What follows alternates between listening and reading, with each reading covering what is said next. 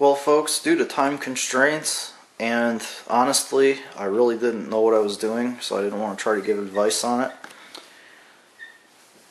I got the tile down, and we also have replaced our living room carpeting with Pergo.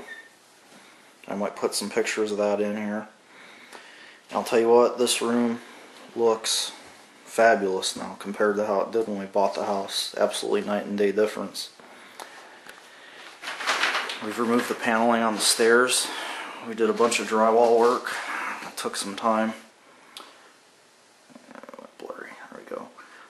We're actually hiring the carpet out, which is kind of nice. I don't want to pay the money, but it's just kind of a novel idea for me to pay someone money, and then they come out and do the work and go home and it's done in a day, and all you're out some money. It's kind of novel for us.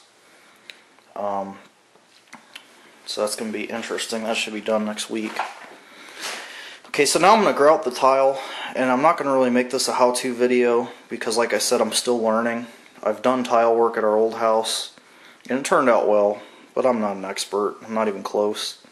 But at least you could watch it and see the progress and maybe learn some things to do or not to do.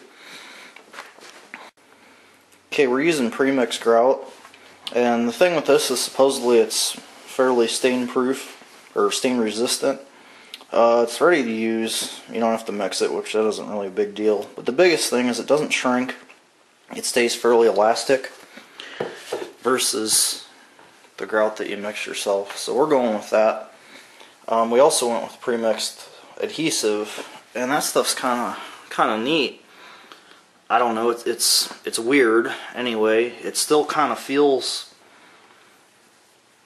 sort of like a dried caulk. I mean, it's solid and none of the tiles move, but I think it has a little bit more flex to it. It's some sort of acrylic.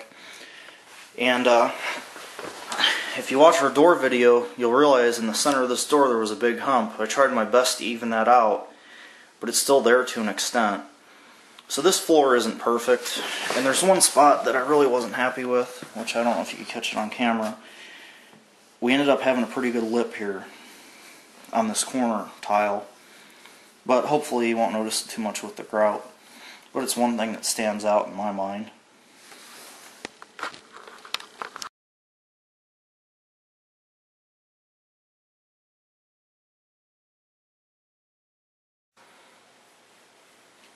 Okay, I'm going to start in the closet. This is a fairly small area as far as grouting is concerned. It's probably 25 to 30 square foot. And the first thing that the instructions tell me to do is to spray the area where the grout's going to go with a room temperature water. I don't think you have to get it real wet. You just don't want the tile to leach the moisture out of the grout too quickly. That should be good.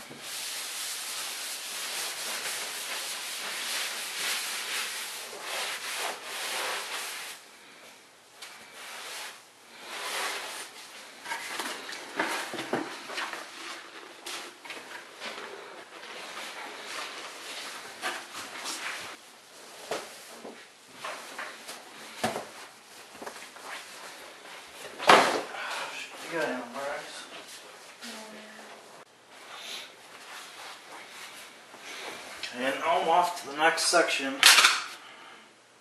I'm going to try to fill in this gap around the stud here as best I can, because I'm not sure exactly what the door, the new door, is going to cover up and when it's not. For this, it's kind of difficult to get. I'm going to feed the grout in with a plastic towel.